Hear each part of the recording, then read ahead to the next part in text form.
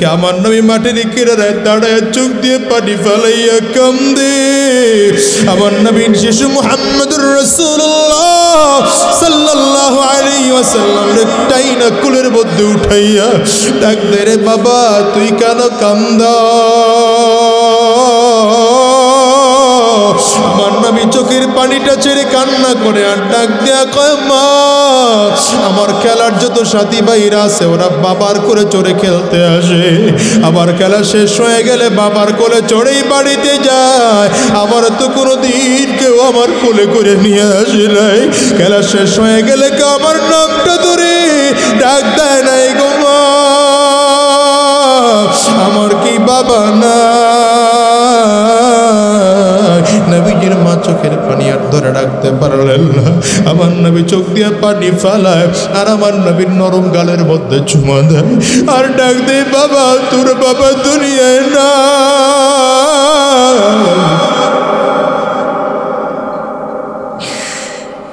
আমার নবী চোখের পানি ধরে রাখতে পারেন না। নবীজি মায়ের দিকে তাকায় ডাক দেয়, মা আমার বাবা যদি দুনিয়ায় না থাকে একটু বাবার কবর জিয়ারত করতে যাব। নবীজির মা দাদার পারমিশন নিয়ে রওনা করলেন নবীজির বাবার কবর জিয়ারত করার জন্য। মালিকের কুদরত বুঝা বড় দায়, বাবার কবর জিয়ারত করে ফিরবেন। ফেরার পথে নবীজির মাও দুনিয়ার থেকে বিদায় হয়ে যাবে। এবার আমার নবী বড়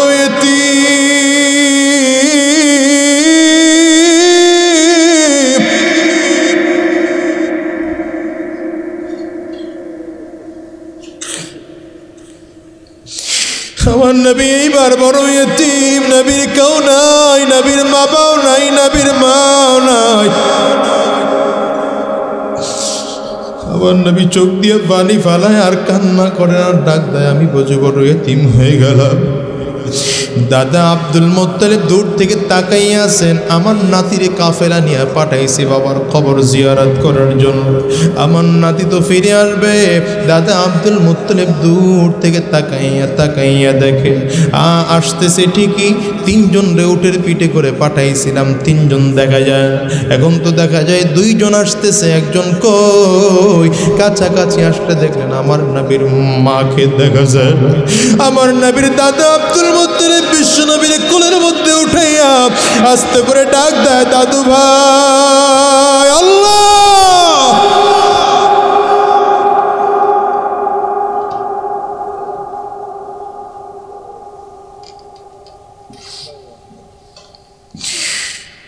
ও দাদু ভাই,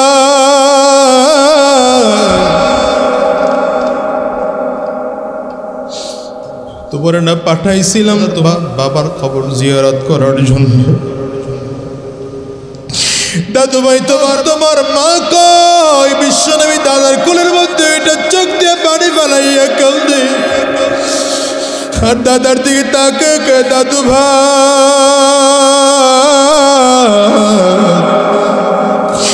আমার আজকে মাও নাই, আমার বাবাও নাই। আমার নবীর কান্না দেখে আব্দুল মুত্তালিব সহ্য করতে পারেন না, চোখ দিয়ে পানি ফেলাইয়া কান্না শুরু করছে আর ডাক, দাদু ভাই কাঁদবি না, কাঁদবি না। ওরে দাদু ভাই, আমি তোর মাকে জান্নাত থেকে ফিরে আইনা দিতে পারবো না, আমি তোর বাবাকে ফিরে আইনা দিতে পারবো না রে দাদু ভাই, কিন্তু আমি আব্দুল মুত্তালিব ওয়াদা করলাম যতদিন এই দুনিয়ায় থাকবো আমি কোনোদিন তোরে বাবা আর মায়ের অভাব বুঝতে দেব না। ওরে মুসলমান, একটু হিসাব মিলাও। আমার নবী দাদার কোলে কোলে চড়ে মানুষ হয়, অসুবিধা লাগলে দাদার কাছে আইসা বলে, কিন্তু মালিকের কুদরত বুঝা বড় দায়। মাত্র 2 বছরের ব্যবধানে নবীজির দাদাও দুনিয়ার থেকে বিদায় হয়ে গেছে। আমার নবী এইবার বড় ইতিম, আমার নবীর আকল কেউ নাই। নবীজির চাচাদের দিকে তাকাইয়া বাচ্চাদের মতো করে কাঁদে আর তাকায় আর যেন চাচাদেরকে বুঝাইতে চায়, ও চাচা বাচ্চা, আমি মুহাম্মদ বুঝে বড় এতিম হয়ে গেলাম। ওরে মুসলমান, আমার নবী মাকেও হারাইছেন, বাবারেও হারাইছেন, দাদারেও হারাইছেন। আমার নবী যতটা না কাঁদছে তার চেয়ে লক্ষ গুণে বেশি গুণে কাঁদছেন তোমার আমার জন্য, ঠিক কিনা? আওয়াজ করে বল। তোমার আমার জন্য আমার নবী কান্না করেছেন, তোমার আমার জন্য বিশ্ব নবী রাহমাতুল লিল আলামিন জীবনকে বাজি রেখে পর্যন্ত জাহান্নামের আগুন থেকে বাঁচানোর জন্য ফিকির করছেন। আজকে সেই নবীর উম্মত হইয়া আমার নবীজির রাস্তা ছাড়া ভিন্ন কোনো রাস্তায় চলো। ওরে যুবক, তোমার কি কখনো মনে পড়ে না এই দুনিয়া একদিন আমি ছিলাম না, আজ এই দুনিয়ায় আছি। এই দুনিয়া যারা ছিল তারাও কিন্তু দুনিয়ায় নাই, ঠিক না বেঠিক? আওয়াজ করে বল। এই দুনিয়ায় তোমার আমার বাবা ছিল, আজকে বাবা নাই। এই দুনিয়ার দাদা ছিল, আজকে দাদা দুনিয়ায় নাই। একটু হিসাব দিলাও, তোমার আমার মা এই দুনিয়া ছিল, আজকে তারাও দুনিয়ায় নাই। প্রতিটা দিন মাইকের মধ্যে মা আর বাবার মৃত্যুর এলান হয় কি হয় না? আওয়াজ করে বলেন। আজকের এই মাহফিলটার দিকে তাকান, এই মাহফিলটা এমন অনেক মানুষ খুঁজে পাওয়া যাবে। গত বছর আপনি যখন এই মাহফিলে আসছেন মায়ের কাছ থেকে বিদায় নিয়ে আসছেন, গত বছর এই মাহফিলে যখন আসছেন বাবার সাথে করে নিয়ে আসছেন, আজকে সেই বাবা দুনিয়ায় নাই। ওরে যুবক, আমি কেমনে তোমাদেরকে বুঝাবো? আজকে সেই মা হয়তো দুনিয়ায় তোমাদের নাই, বাবাও নাই, মাও নাই। এখন সিরিয়ালটা কিন্তু তোমার আর আমার, কবর কিন্তু বারবার করে ডাক দেয়, আনা বাইতুজ জান্নাহ, আনা বাইতুল ওয়াহদা। আমি বড় একাকির ঘর, আমি বড় অন্ধকার ঘর। আমার কাছে সাথীও নাই, বাতিও নাই, বাড়িও নাই, গাড়িও নাই। আমি শুধু চিনি আমল আর আমল। ভালো আমল করে যদি আসতে পারো, আমি কবর তোমাদের সাথে ভালো আচরণ করব। আর যদি ভালো আমল করে নাই আসতে পারো, পরে কপাল পরার দল। আমি কবর দুই দিকের মাটি সংকীর্ণ হইয়া এত জোরে চাপ মারব, একটা পাজরের হাড্ডি কিন্তু আর একটা পাজরায় নিয়ে পৌঁছাইয়া দেব। ওরে আমার মুসলমান ভাই, এই দুনিয়ায় কেউ থাকার জন্য আসে নাই। এই দুনিয়ার থেকে আজ হোক কাল হোক একদিন বিদায় নেওয়াই লাগবে, ঠিক না বেঠিক? জোরে বল। যদি বিদায় নেওয়াই লাগে, আজকের এই মাহফিলটার মধ্যে তোমাদের ওয়াদা করে বিদায় হতে হবে। আমার নবীরে মুহাব্বত করে এখন থেকে মাথার মধ্যে টুপি লাগাইব, আমার নবীরে মুহাব্বত করে এখন থেকে মুখের মধ্যে দাড়িটা রাখবো, আমার নবীরে মুহাব্বত করে আর দাড়ির মধ্যে খুর লাগাবো না, আমার নবীরে মুহাব্বত করে আর শয়তানি রাস্তায় চলবো না। কারণ আমার নবী তোমারে আমারে অনেক বেশি ভালোবাসে। নবীজি আজ ওই রওজায় বসে চোখের পানিগুলো চাইরা কান্দে। নবীজির কান্না আমার মালিক সহ্য করতে পারেন না। জিবরাইল রে পাঠান, পয়গম্বর কেন কান্দে জানো? আমার নবী কয় আর কারো জন্য না, আমার উম্মতের জন্য কান্দে।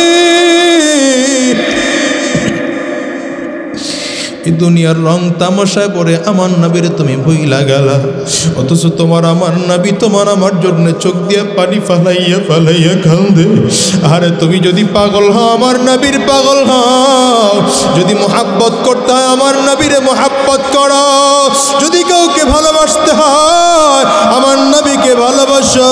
কারো যদি হুকুম মানতে হয় তো আমার আল্লাহর হুকুম মানো। আজকের থেকে আমার আল্লাহর হুকুম মানবো। একটু চিৎকার করে জোরে একটা ডাক দাও, আঙ্গুলটা উঁচা করে, আল্লাহ। মুহাব্বত করবা কারে? ডাক দাও, ডাক দাও, ডাক দাও। মুহাব্বত করবা কারে? আঙ্গুলটা উঁচা করে কও, মুহাব্বত করবা কারে?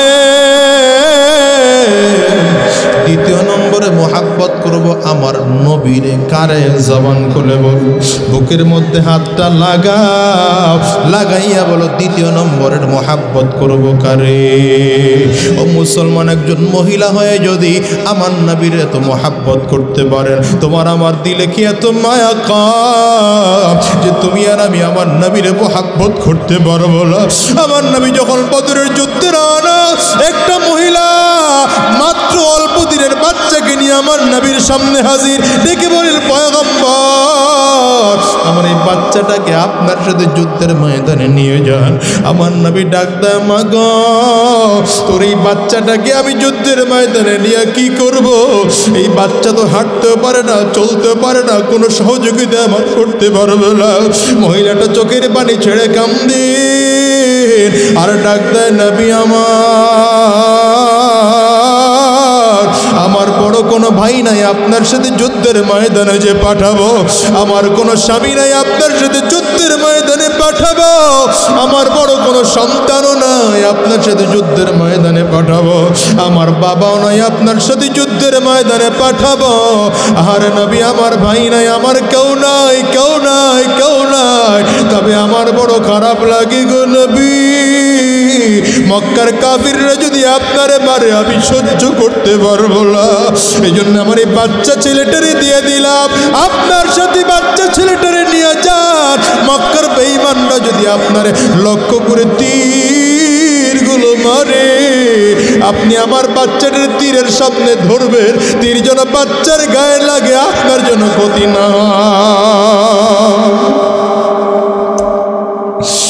ওরে মুসলমান ভাই কোন নবীর উম্মত হইলাম জীবনটারে বুঝি হারাইয়া ফেলাইলাম জীবনটারে বুঝি শেষ করে ফেলাইলাম রে যুবক এই জীবনটারে আর উল্টা পাল্টা রাস্তায় চালাইও এই জীবনটা এখন থেকে সোজা রাস্তায় চালাও জীবনটারে একটু ভালো মতো করে চালাও আর উল্টা পাল্টা রাস্তায় নয় শয়তানি রাস্তায় নয় আজকের থেকে ওয়াদা করা যায় যতদিন এই দুনিয়ায় থাকবো আমার নবীর আদর্শ মেনে মেনে চলবো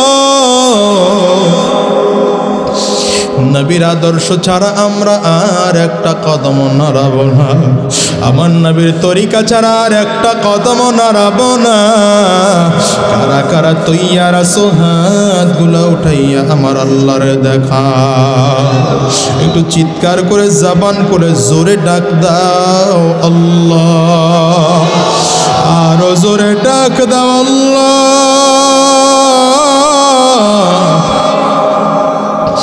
চোখে পানি না আসলে কান্নার ভান ধরে ডাক দাও আল্লাহ ডানে আর বামে তাকাইয়ে দেখো রে যুবক কার চোখে পানি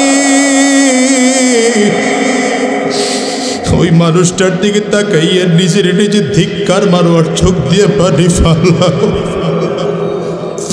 আর আমার মালিকরে বলো আল্লাহ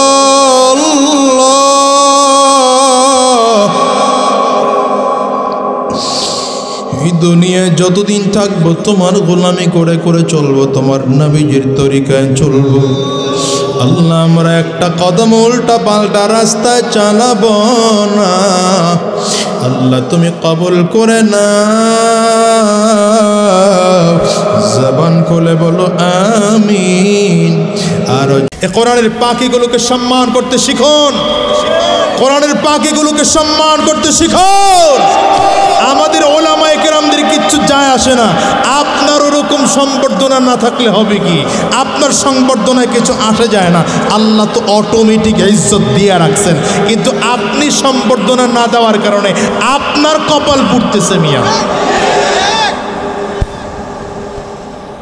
কথা বুঝেন নাই রাগ করে ফেলাইতেছেন আল্লাহু আকবার নবীজির হাদিস আছে কোরআন আছে চলতে থাকো কোনো বিপদ নাই কোনো বাধা নাই কোনো ত্রুটি নেই আল্লাহু আকবার জবান করে জমে তো ভারতবর্ষ থেকে দুজন ভারতবর্ষে পাঠানো হয়েছে কোরআন পড়ানোর জন্যে এদের কাজ ছিল লাইব্রেরি থেকে মসজিদ থেকে মাদ্রাসা থেকে ছাপাখানা থেকে কোরআনের কপিগুলো কালেকশন করে করে জ্বালিয়ে পুড়িয়ে ছাই করে দেওয়া দুইজন বন্ধু ছিল ছোটবেলার বন্ধু তাদেরকেও চাকরিতে পাঠানো হয়েছে এক বন্ধু কালিমা পড়ে মুসলমান হয়ে গেছে তো দুই বন্ধুর সাথে সাক্ষাৎ হয় না প্রায় 10 বছর। আর দুইজন যে ভারতবর্ষে আসছে একজন আরেকজনের ব্যাপারে জানেও না। চাকরির সুবাদে আসছে, একজন এক প্রদেশে পড়ছে আরেকজন আরেক প্রদেশে।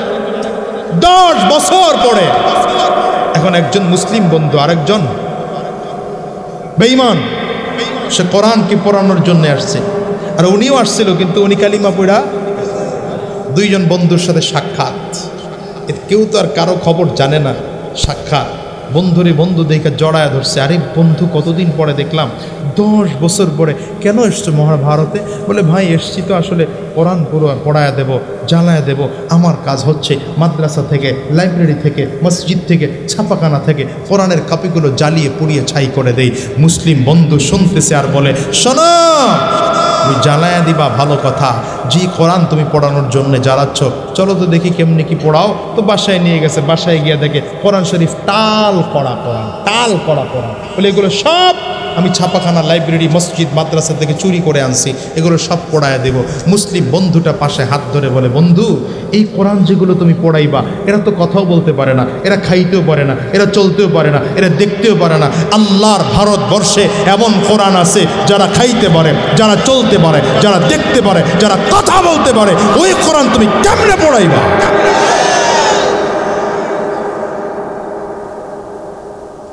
এই কাফিরের গোষ্ঠী, সাবধান হয়ে থাকো, সাবধান হয়ে থাকো।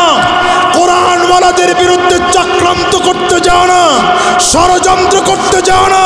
ষড়যন্ত্র যদি করো, ফেরাউনের, নমরুদ আর কারুন আর সাদ্দাদের মতো দুনিয়ার থেকে আল্লাহ চুবায়া চুবায়া মারবে।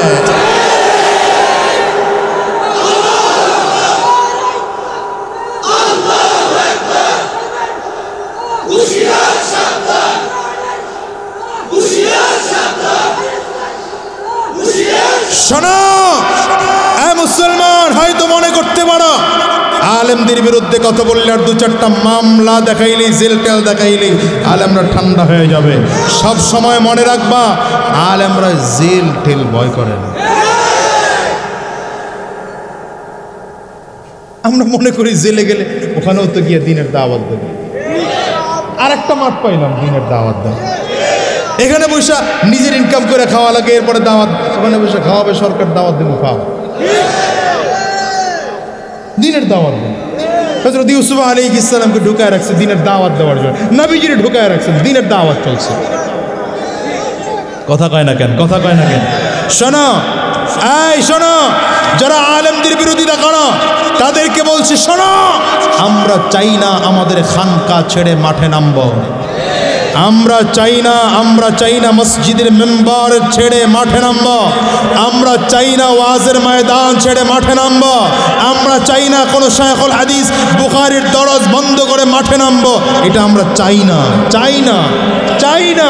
কিন্তু যদি তোমরা তোমাদের আচরণের কারণে বাংলাদেশের কোনো পীর, খানকার পীরকে খানকা থেকে রাজপথে বের হতে বাধ্য করো, তোমাদের আচরণের কারণে যদি বাংলাদেশের শায়খুল হাদিসেরা বুখারীর দরস বন্ধ করে দিয়ে যদি রাজপথে নামতে বাধ্য হয়, বাংলাদেশের ওয়াইজের কেরাম যদি রাজপথে আবার নামতে বাধ্য হয়, বাংলাদেশের মসজিদের ইমামরা যদি মুসল্লিদেরকে সাথে নিয়ে রাজপথে আবার নামতে বাধ্য হয়, আল্লাহর কসম একবার, আল্লাহর কসম 2 বার, আল্লাহর কসম 3 বার করে বলি, বাংলাদেশে কোনো নাস্তিকদেরকে থাকতে দেওয়া হবে না, ওগুলো বিদায় করা হবে।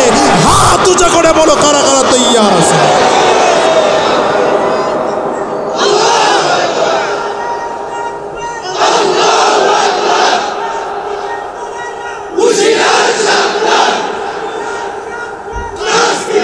আল্লাহ কবুল করুন, জোরে বলুন আমিন। ভাইরা আমার, এই 2 জনকে পাঠাইছে ভারতবর্ষে। এখন বলতেছে কোরআন তো পড়াইবা ভালো কথা, কিন্তু কেমনে পড়াইবা? এমন কিছু কোরআন তো আছে যারা খাইতেও পারে না, যারা চলতেও পারে না, যারা এই তো পড়াইলা, কিন্তু যারা দেখতে পারে, খাইতে পারে, চলতে পারে, কথা বলতে পারে, সে কোরআন কেমনে পড়াইবা? বলে এটা আবার কেমন কোরআন? চলো তো কোরআন দেখি। সেই চলতি ফিরতি কোরআন দেখানোর জন্যে নিয়ে আসছে। কি মাদ্রাসার নাম? এই এমন একটা মাদ্রাসাতুস সিরাতুল মুস্তাকিম, এমন একটা মাদ্রাসায় নিয়ে আসছে। মাদ্রাসাই না, মাদ্রাসার হাফেজ সাহেবকে ডাক দিয়েছে, হুজুর আপনার এমন একটা বাচ্চা দিবেন যেই বাচ্চাটা এখনো নাবালেগ, যারা আমল নামা এখনো গুনাহ লেখা হয়নি, কিন্তু দাঁড়িয়ে পুরো কোরআনকে মুখস্থ করে বলতে পারবে, এমন একটা হাফেজ কোরআন আমাকে দেবে। মাদ্রাসার হাফেজ সাহেব মুসলিম বন্ধুটার কথা শুনে একজন হাফেজে কোরআন দিছে, যে হাফেজে কোরআন নাবালেগ, এখনো আমল নামায় গুনাহ লেখা হয় নাই।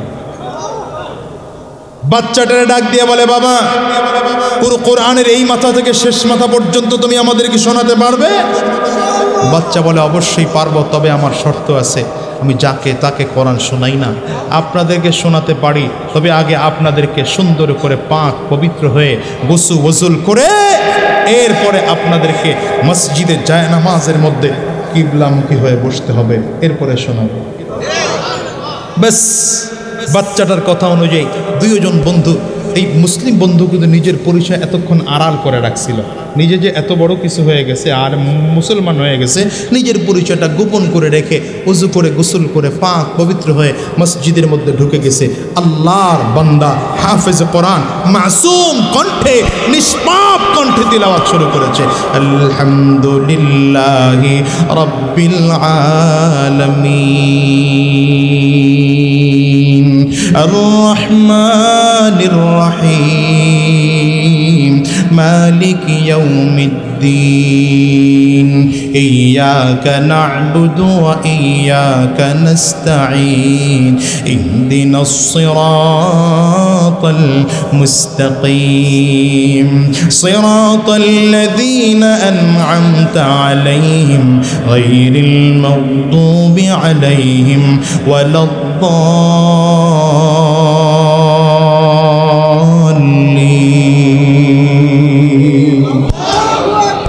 মাসুম বাচ্চার কণ্ঠে তিলাওয়াত আরম্ভ হয়ে গেল। মাসুম বাচ্চা দাঁড়িয়ে দাঁড়িয়ে আল্লাহর কালামের তিলাওয়াত শুরু করেছে। তিলাওয়াত করতে করতে প্রায় 15 পারা তিলাওয়াত শেষ হয়ে গেল। হঠাৎ করেই মসজিদের মিনারা থেকে জোহরের আজান ভেসে আসলো। আল্লাহর বান্দা মুসলমান বন্ধুটা ডাক দিয়া বলে, ভাই জোহরের আজান দিয়েছে, এখন নামাজ পড়ার জন্য প্রস্তুতি নেওয়া লাগবে, তুমি একটু মসজিদ থেকে বের হও। কাফির বন্ধুটা মসজিদ থেকে বের হয়ে গেছেন। মুসলমান বন্ধুটা আর হাফেজ কোরআন মাসুম বাচ্চা মিলে অন্যান্য মুসল্লিদের সাথে জোহরের নামাজ আদায় করলেন। নামাজ শেষ করে আবার চলে গেলেন। আবার জোহরের পরে তিলাওয়াত শুরু হয়ে গেল। একটু পরে আসরের আজান। আবার কাফির বন্ধুটা বের হয়ে যায়। মুসলমান বন্ধু আর মাসুম বাচ্চা মিলে অন্যান্য মুসল্লিদের সাথে নামাজ আদায় করবে। আবার আসরের নামাজের পরে হালকা বিরতি নাস্তা দিয়ে আবার তিলাওয়াত শুরু হয়ে গেল। আবার মাগরিবের আজান। মাগরিবের আজান দিলে আবার কাফির বন্ধুটা মসজিদ থেকে বের হয়ে যায়। মুসলমান বন্ধু আর ছোট্ট মাসুম বাচ্চাটা মিলে নামাজ পড়তে আরম্ভ করেছে। এরপরে আবার মাগরিবের নামাজের পরে আবার আল্লাহর কালামের তিলাওয়াত, মধুর কণ্ঠের তিলাওয়াত শুরু হয়ে গিয়েছে।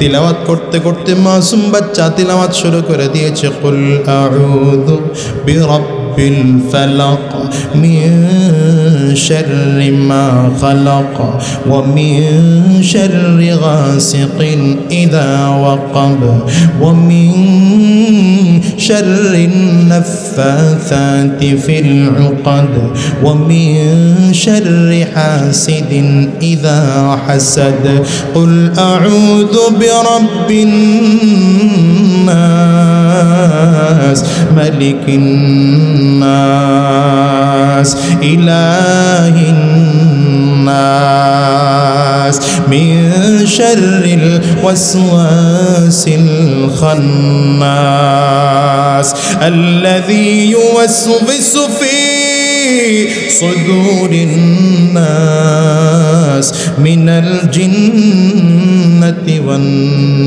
নাস। মাসুম বাচ্চার কণ্ঠে তিলাওয়াত এক তো মধু মাখা কণ্ঠের তিলাওয়াত, দ্বিতীয়ত মাসুম বাচ্চার কণ্ঠের তিলাওয়াত, যার জীবনে কখনো গুনাহ লেখা হয় নাই, যার এখনো গুনাহ লেখার বয়স হয় নাই, কচি কণ্ঠের তিলাওয়াত শুনতে শুনতে হঠাৎ করে বাচ্চাটার চোখের দিকে তাকায় দেখে বাচ্চাটাও চোখ দিয়ে টপ টপ টপ টপ করে পানি ফালাইতে আরম্ভ করছে। মাসুম বাচ্চাটার তিলাওয়াত শুনে দুই বন্ধুর অজান্তে চোখ দিয়ে যেন টপ টপ করে পানি বের হওয়া শুরু হয়েছে। কুরআনুল কারীমের তিলাওয়াত শেষ হয়ে গেল, হঠাৎ করে ইশারা আযান, মসজিদের মিনার থেকে ইশারা আযানের আওয়াজ বের হয়। বাচ্চাটা কোরআন বন্ধ করে দিয়ে ডাক দেয়, বন্ধুরা আমার, এখন এশার নামাজের বিরতি দেয়া লাগে, আমি এশার নামাজ পড়ব। মুসলিম বন্ধুটা কাফির বন্ধুর দিকে তাকায় ডাক দেয়, এখন তুমি একটু মসজিদ থেকে বের হয়ে যাও, আমরা নামাজ আদায় করব। নামাজ শেষ করে তোমার এতক্ষণ যে দাঁড়ায় দাঁড়ায় কোরআন তেলাওয়াত শুনলে এর অনুভূতিটা তোমার কাছ থেকে জানবো। কাফির বন্ধুকে যখন মসজিদ থেকে বের করে দেওয়ার জন্য কথা বললো, বের হয়ে যাও, বের হয়ে যাও, কাফির বন্ধুটা এক কদম সামনে বাড়ায়, আবার পেছন দিকে ফিরে ফিরে তাকায়, আবার সামনের দিকে কদম বাড়ায়, আবার পেছন দিকে ফিরে ফিরে তাকায়। বন্ধুটা, মুসলিম বন্ধুটা তাকে বলে, কি ব্যাপার? মুসলিম বন্ধুটা কথা বলার সাথে সাথে ওই কাফের এতক্ষণ কোরআন পড়াইতেছিল, মুসলিম বন্ধুটার কাছে দৌড়ায় আইসা গলাটা জড়ায় ধরে ডাক দেয়, বন্ধুরে আমার,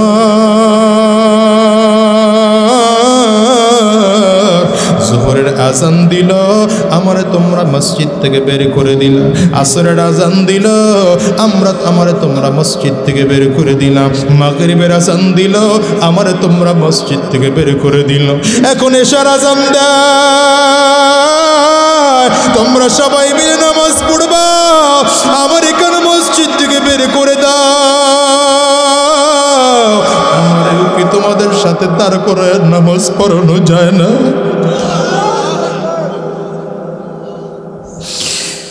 কাফের বন্ধুটার চোখে পানি। মুসলিম বন্ধুটা বলে, এখনো তো তুমি কালিমা পড়া মুসলমান হও নাই, তোমারে নিয়ে নামাজে দাঁড় করানো যাবে না। কাফের বন্ধুটাই বলে, কেন, আমার বাধা কিসের? মুসলমান হওয়ার জন্য না পাক পবিত্র হতে হয়, পাক পবিত্র যায় নামাজে বসতে হয়, আমি তো ওযু করে আসছি, তোমাদের পদ্ধতি অনুযায়ী আমিও সুন্দর করে গোসল করে পাক পবিত্র অবস্থায় আছি, আমিও তো পবিত্র কাপড় পরা, প্রয়োজনে যায় নামাজে কিমরা আমাকে হয়ে বসে যাব, তোমরা আমারে ফিরে দিও না, আমারে ফিরে দিও না, আমারও নামাজের মধ্যে দাঁড় করা দাও, আমিও তোমাদের সাথে নামাজ আদায় করব। এবার দুই বন্ধু মাসুম বাচ্চা হাফেজে কোরআনকে সাথে নিয়ে নামাজ আদায় করেছে।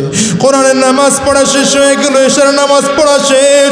কাফির বন্ধু একটু আগে যিনি কাফির ছিলেন মাত্র মুসলমান হয়েছেন, একবার বাচ্চা ছেলেটারে জড়ায় ধরে কান্দে, আবার বন্ধুটার হাত ধরে জড়ায় জড়ায় কান্দে, আর চোখ দিয়ে পানিগুলো ফালায়। রে বন্ধু, জীবনে কত ভুল করছি, কত অন্যায় করছি, কত অন্যায় করছি গো, আমার মালিক অন্যায় ক্ষমা করবে কিনা জানি না, আমি কত কোরআন পড়াইছি না,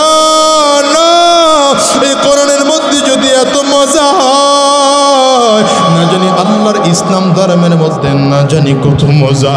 এইবার ওই বন্ধুটার হাতটা ধরে ডাক দেয়, বন্ধু আমার, আমি আর কোনোদিন আমার বাড়িতে ফিরে যাব না, আমি আর আমার বাবার সাথে দেখা করব না, আমার মায়ের সাথে আর কোনোদিন আমি দেখা করব না, আমার বাড়িতে আমি আর আমার দেশে কোনোদিন ফিরেও যাব না। তুমি যদি আমার বাড়িতে যাও আর আমার বাবার সাথে যদি তোমার সাক্ষাৎ হয়, আমার মায়ের সাথে যদি তোমার সাক্ষাৎ হয়, আমার বাড়ির কারোর সাথে যদি তোমার সাক্ষাৎ হয়, সেদিন তাদেরকে জানাইয়া দিও তোমাদের সন্তানকে পাঠাইছিলাম ভারতবর্ষে কোরআন জ্বালিয়ে পুড়ে ছাই করে দেওয়ার জন্য, কিন্তু না না, আমার আল্লাহর কোরআন তোমার সন্তানদের সিনাটার ভেতর থেকে কুফর জ্বালাইয়া ফেলাইছে, শিরিক জ্বালাইয়া ফেলাইছে, বিদআত জ্বালাইয়া আমার মালিক কোরআনের নূর সিনাটার মধ্যে ঢুকাইয়া দিছে।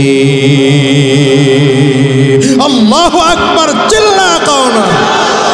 কোরআন শিখাও ছেলে মেয়েকে ওহে মুসলমান, জান কবজের সময় তোমার হইবে রে আসান, জান কবজের সময় তোমার হইবে রে আসান। কোরআন শিখাও ছেলে মেয়েকে ওহে মুসলমান, জান কবজের সময় তোমার হইবে রে আসান। ঠিক কিনা? একটি ছেলে আলেম হলে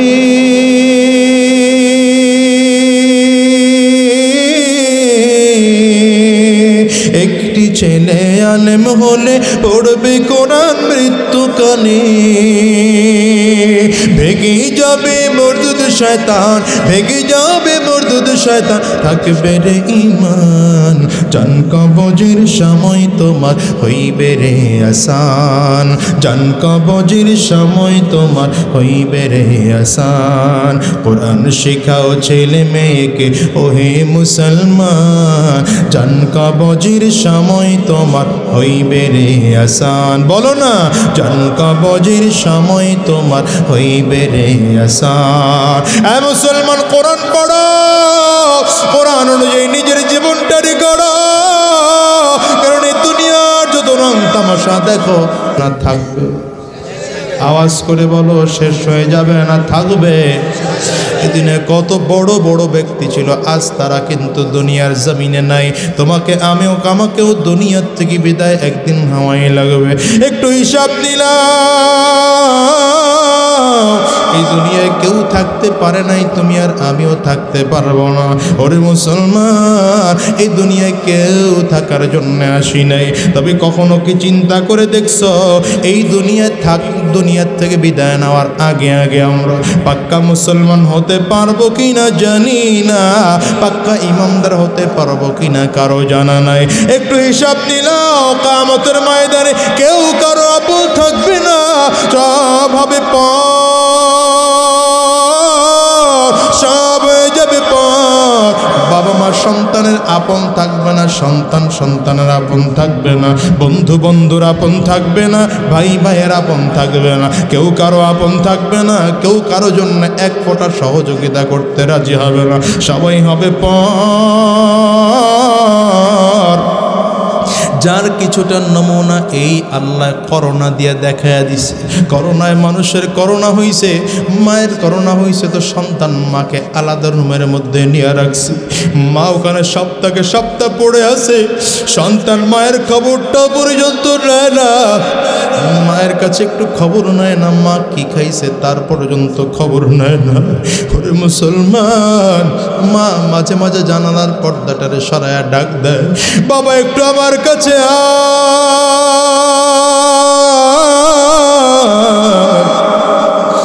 আমি বড় অসহায় আছি, একটু কথা বলার মতো আমি কাউরে খুঁজে পাই না। আমার করোনা হয়েছে, আমি মনে হয় বেশি দিন বাঁচবো না রে বাবা, আমার কাছে একটু আয়। আমি না তোরে কোলে পিঠে করে মানুষ বানাইছি, আমি না তোরে কত কষ্ট করে লালন পালন করছি রে বাবা, আমার কাছে আয়। আমি একটু তোর মাথাটা বুকের মধ্যে নিয়ে আমার সন্তান দেখার বিরহ জ্বালা মিটাইব। সন্তানটা দূর থেকে তাকায় তাকায় ডাক দেয়, মা আমি তোমার কাছে যাব না গো মা,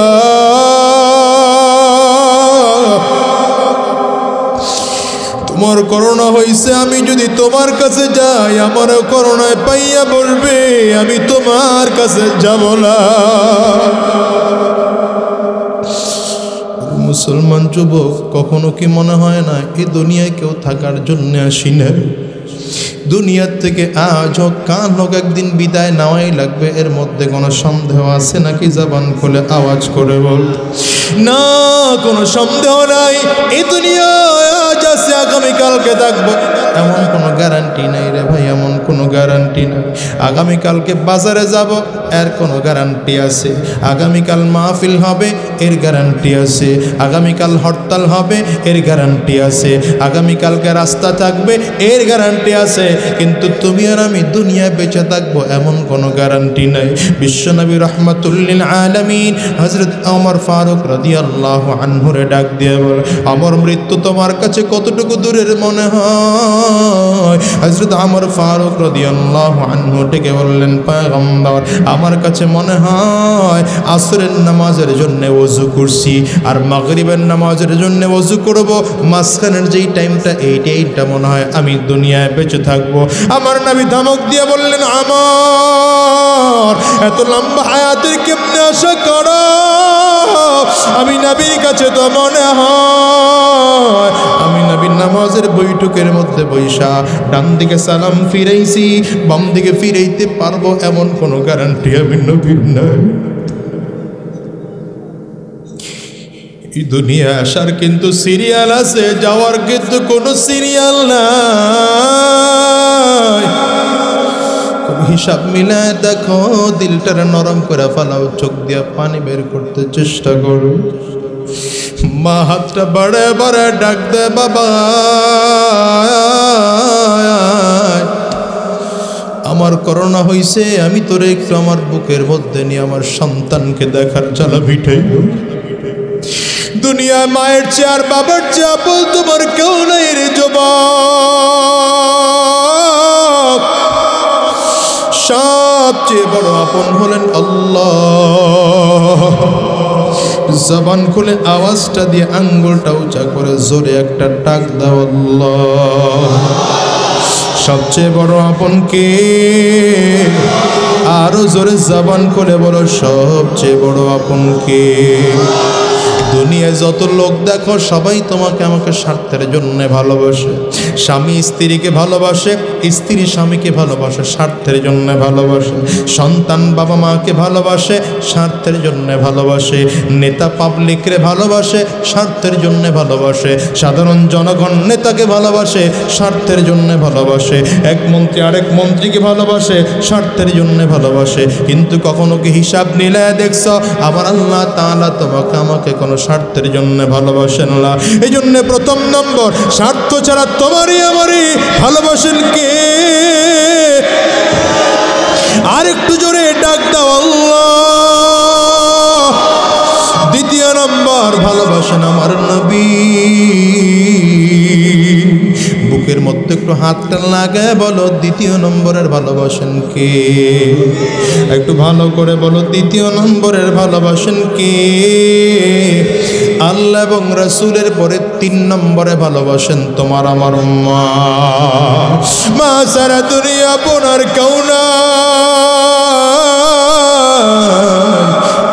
কথাটি ছোট্ট কিন্তু জন ভাই, ইহার চেয়ে নামটি মধু ত্রিভুবনে নাই। মা কথাটা খুব ছোট, মাত্র একটা অক্ষর দিয়া মা কথাটা হয়ে যায়, কিন্তু মা কথাটা এত মধু। জীবনের সব দুঃখ দুর্দশা যেন মা নামটা ডাক দিলে শেষ হয়ে যায়, ঠিক কি না? আওয়াজ করে বল। এই জন্য 3 নম্বর হলেন মা, 4 নম্বর হলেন বাবা। 4 নম্বর হলেন বাবা। এর মুসলমান, দুনিয়ায় মা আর বাবা যে মানুষটা হারাইছি, ওই মানুষটার যে দুঃখী মানুষ আল্লাহর জমিনে আর কেউ নাই। এটা আমার মালিক ভালো করেই বোঝেন। এই জন্যই তো আল্লাহ তাআলা আমার নবীকে জন্মের আগে বাবা হারায়া ফেলাইছেন। আমার নবীর জন্মের 6 বছরের মাথায় মাকেও বিশ্ব নবী হারায়া ফেলাইছেন। নবীজির কিন্তু জীবদ্দশা আমার নবী মাকেও পায় নাই, বাবারেও পায় নাই। আমার নবী জন্মগ্রহণ করার পর বাবার কোলে চড়ার মতো সুযোগ আর তৌফিক আমার নবীর হয় নাই। এরে মুসলমান, আমার নবীর বয়স আস্তে আস্তে আস্তে আস্তে করে যখন 5.5 থেকে 6 বছর হয়, নবীজি মাঠে ময়দানে খেলতে যাইতেন। অন্যান্য বাচ্চাদের সাথে আমার নবী খেলতেন। হঠাৎ করে কখনো আনমনা হইয়া মাঠের কিনারায় দাঁড়াইয়া দাঁড়াইয়া আমার নবী চোখের পানিগুলো চাইড়া চাইড়া কাঁদতেন। নবীজির মা গিয়া খুঁজে কয়, শিশু মুহাম্মদ কই? কোথাও কইজা আমার নবীরে পায় না। কইজা দেখে আমার নবী মাঠের কিনারায় দাঁড়াইয়া চোখ দিয়ে পানি ফেলাইয়া কান্দে। দে। আমার নবীন শিশু মুহাম্মদুর রাসূলুল্লাহ সাল্লাল্লাহু আলাইহি ওয়াসাল্লামের একটাই না কুলের মধ্যে উঠাইয়া ডাক দে, রে বাবা তুই কেন কান্দাস? আমার নবী চোখের পানিটা ছেড়ে কান্না করে আর ডাক দেয়া কয়, মা আমার খেলার যত সাথী ভাইরা আছে ওরা বাবার কোলে চড়ে খেলতে আসে, আবার খেলা শেষ হয়ে গেলে বাবার কোলে চড়েই বাড়িতে যায়, আমার তো কোনোদিন কেউ আমার কোলে করে নিয়ে আসে নাই।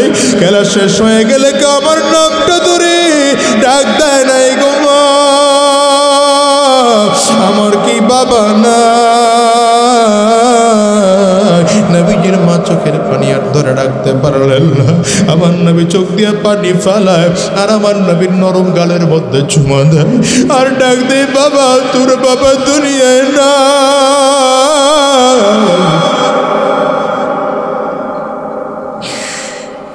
আমার নবী চোখের পানি ধরে রাখতে পারেন না। নবীজি মায়ের দিকে তাকায় ডাক দেয়, মা আমার বাবা যদি দুনিয়ায় না থাকে একটু বাবার কবর জিয়ারত করতে যাব। নবীজির মা দাদার পারমিশন নিয়ে রওনা করলেন নবীজির বাবার কবর জিয়ারত করার জন্য। মালিকের কুদরত বুঝা বড় দায়, বাবার কবর জিয়ারত করে ফিরবেন। ফেরার পথে নবীজির মাও দুনিয়ার থেকে বিদায় হয়ে যাবে। এবার আমার নবী বড়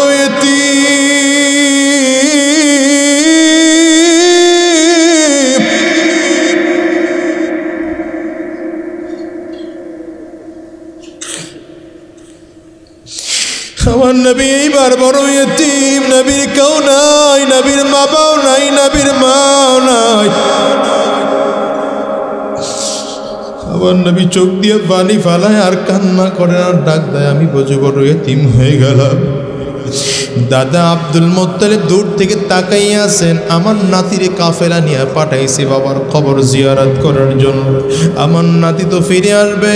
দাদা আব্দুল মুত্তালিব দূর থেকে তাকাইয়া দেখে আসতেছে ঠিকই, তিনজন উটের পিঠে করে পাঠাইছিলাম, তিনজন দেখা যায়, এখন তো দেখা যায় দুইজন আসতেছে, একজন কই? কাছাকাছি আসতে দেখলেন আমার নবীর মাকে দেখা যায়।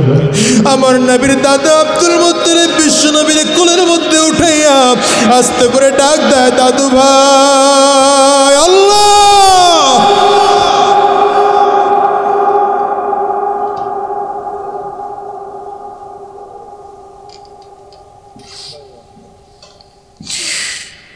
ও দাদু ভাই,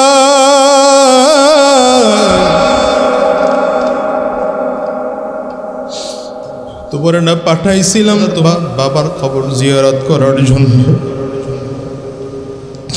দাদু ভাই তোমার মা কই? বিশ্বনবী দাদার কোলের মধ্যে এটা চোখ দিয়ে পানি ফেলাইয়া কাঁদে আর দাদার দিকে তাকে কে, দাদু ভাই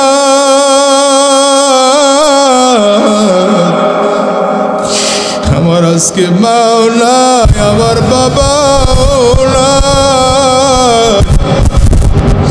আমার নবীর কান্না দেখে আব্দুল মুত্তালিব সহ্য করতে পারেন না, চোখ দিয়ে পানি ফেলাইয়া কান্না শুরু করছে আর ডাক, দাদু ভাই কাঁদবি না, কাঁদবি না।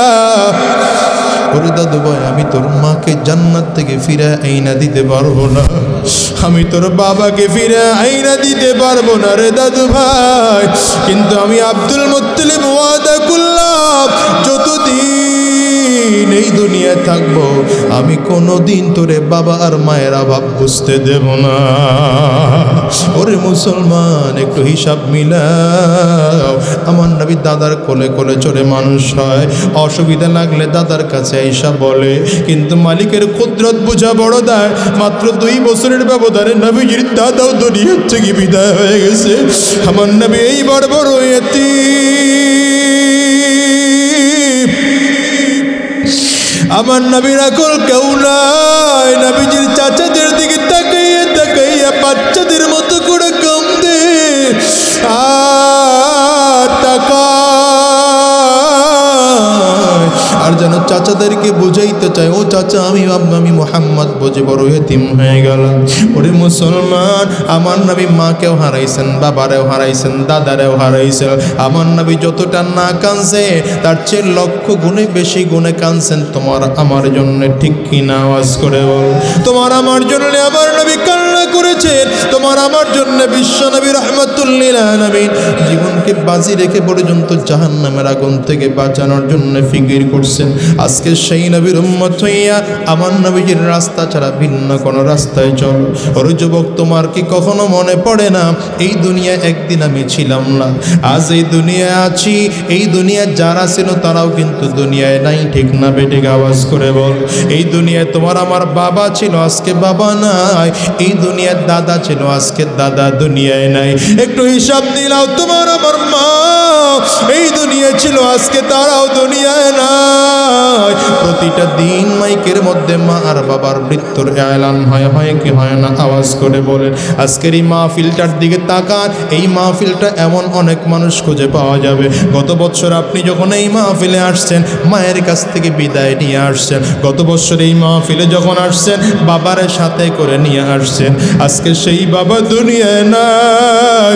ওরে যুবক, আমি কেমনে তোমাদেরকে বুঝাবো?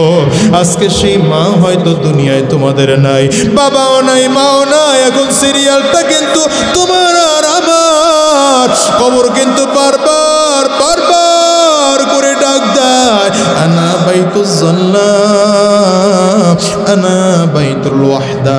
আমি বড় একাকির ঘর, আমি বড় অন্ধকার ঘর। আমার কাছে সাথীও নাই, বাতিও নাই, বাড়িও নাই, গাড়িও নাই। আমি শুধু চিনি আমল আর আমল। ভালো আমল করে যদি আসতে পারো, আমি কবর তোমাদের সাথে ভালো আচরণ করব। আর যদি ভালো আমল করে নাই আসতে পারো, পরে কপাল পরার দল। আমি কবর দুই দিকের মাটি সংকীর্ণ হইয়া এত জোরে চাপ মারব, একটা পাজরের হাড্ডি কিন্তু আর একটা পাজরায় নিয়ে পৌঁছাইয়া দেব। ওরে আমার মুসলমান ভাই, এই দুনিয়ায় কেউ থাকার জন্য আসে নাই। এই দুনিয়ার থেকে আজ হোক কাল হোক একদিন বিদায় নেওয়াই লাগবে, ঠিক না বেঠিক? জোরে বল। যদি বিদায় নেওয়াই লাগে, আজকের এই মাহফিলটার মধ্যে তোমাদের ওয়াদা করে বিদায় হতে হবে। আমার নবীর মুহাব্বত করে এখন থেকে মাথার মধ্যে টুপি লাগাইব, আমার নবীর মুহাব্বত করে এখন থেকে মুখের মধ্যে দাড়িটা রাখবো, আমার নবীর মুহাব্বত করে আর দাড়ির মধ্যে খুর লাগাবো না, আমার নবীর মুহাব্বত করে আর শয়তানি রাস্তায় চলবো না। কারণ আমার নবী তোমারে আমারে অনেক বেশি ভালোবাসে। নবীজি আজ ওই রওজায় বসে চোখের পানিগুলো চাইরা কান্দে। নবীজির কান্না আমার মালিক সহ্য করতে পারেন না। জিবরাইল রে পাঠান, পয়গম্বর কেন কান্দে জানো? আমার নবী কয় আর কারো জন্য না, আমার উম্মতের জন্য কান্দে। এই দুনিয়ার রং তামাশায় পড়ে আমার নবীরে তুমি ভুইলা গেলা, অথচ তোমার আমার নবী তোমার আমার জন্য চোখ দিয়ে পানি ফালাইয়া কান্দে।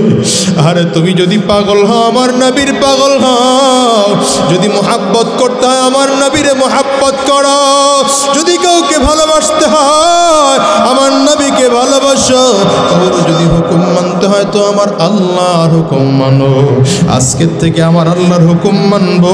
একটু চিৎকার করে জোরে একটা ডাক দাও, আঙ্গুলটা উঁচা করে আল্লাহ। মুহাব্বত করবা কারে? ডাক দাও, ডাক দাও, ডাক দাও। মুহাব্বত করবা কারে? আঙ্গুলটা উঁচা করে কও, মুহাব্বত করবা কারে? দ্বিতীয় নম্বরে মুহাব্বত করব আমার নবীরে। কারে? জবান খুলে বল, বুকের মধ্যে হাতটা লাগাও, লাগাইয়া বলো দ্বিতীয় নম্বরের মোহাব্বত করব কারে? ও মুসলমান, একজন মহিলা হয়ে যদি আমার নবীর এত মোহাব্বত করতে পারেন, তোমার আমার দিলে কি এত মায়া কাম যে তুমি আর আমি আমার নবীরে মোহাব্বত করতে পারবো না? আমার নবী যখন বদরের যুদ্ধে রওনা, একটা মহিলা মাত্র অল্প দিনের বাচ্চাকে নিয়ে আমার নবীর সামনে হাজির, ডেকে বলেন পয়গম্বর, আমার এই বাচ্চাটাকে আপনার সাথে যুদ্ধের ময়দানে নিয়ে যান। আমার নবী ডাক দেয়, মা গো, তোর এই বাচ্চাটাকে আমি যুদ্ধের ময়দানে নিয়ে কি করব? এই বাচ্চা তো হাঁটতেও পারে না, চলতে পারে না, কোনো সহযোগিতা আমার করতে পারবে না। মহিলাটা চোখের পানি ছেড়ে কান্দে আর ডাক দেয়, নবী আমার বড় কোনো ভাই নাই আপনার সাথে যুদ্ধের ময়দানে যে পাঠাবো, আমার কোনো স্বামী নাই আপনার সাথে যুদ্ধের ময়দানে পাঠাবো, আমার বড় কোনো সন্তানও নাই আপনার সাথে যুদ্ধের ময়দানে পাঠাবো, আমার বাবাও নাই আপনার সাথে যুদ্ধের ময়দানে পাঠাবো। আর নবী, আমার ভাই নাই, আমার কেউ নাই, কেউ নাই, কেউ নাই, তবে আমার বড় খারাপ লাগে গো নবী, মক্কার কাফিররা যদি আপনারে মারে আমি সহ্য করতে পারবো না। এই জন্য আমার এই বাচ্চা ছেলেটারে দিয়ে দিলাম, আপনার সাথে বাচ্চা ছেলেটারে নিয়ে যান। মক্কার বেঈমানরা যদি আপনারে লক্ষ্য করে তীরগুলো মারে, আপনি আমার বাচ্চাটার তীরের সামনে ধরবেন, তীর যেন বাচ্চার গায়ে লাগে, আপনার জন্য ক্ষতি না। ওরে মুসলমান ভাই, কোন নবীর উম্মত হইলাম, জীবনটারে বুঝি হারাইয়া ফেলাইলাম, জীবনটারে বুঝি শেষ করে ফেলাইলাম রে যুবক। এই জীবনটারে আর উল্টা পাল্টা রাস্তায় চালাইও, এই জীবনটা এখন থেকে সোজা রাস্তায় চালাও, জীবনটারে একটু ভালো মতো করে চালাও, আর উল্টা পাল্টা রাস্তায় নয়, শয়তানি রাস্তায় নয়। আজকের থেকে ওয়াদা করা যায়, যতদিন এই দুনিয়ায় থাকবো আমার নবীর আদর্শ মেনে মেনে চলবো। নবীর আদর্শ ছাড়া আমরা আর একটা কদম নাড়াবো না, আমার নবীর তরিকা ছাড়া আর একটা কদম নাড়াবো না। কারা কারা তৈয়ার আছো, হাতগুলো উঠাইয়া আমার আল্লাহরে দেখা, একটু চিৎকার করে জবান করে জোরে ডাক দাও আল্লাহ, আরো জোরে ডাক দাও আল্লাহ।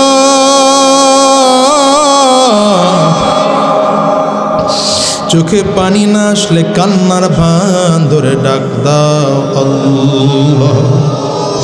ডানে আর বামে তাকাইয়ে দেখো রে যুবক, কার চোখে পানি? ওই মানুষটার দিকে তাকাইয়ে নিজের নিজে ধিক্কার মারো আর চোখ দিয়ে পানি ফালাও, আর আমার মালিকরে বলো আল্লাহ আল্লাহ।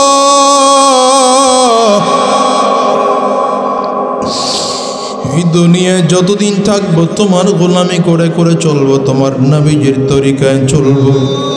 আল্লাহ, আমরা একটা কদম উল্টা পাল্টা রাস্তায় চালাবো না। আল্লাহ, তুমি কবুল করে না। জবান খুলে বলো আমিন, আর জোরে আওয়াজ করে বলো আল্লাহুম্মা আমিন।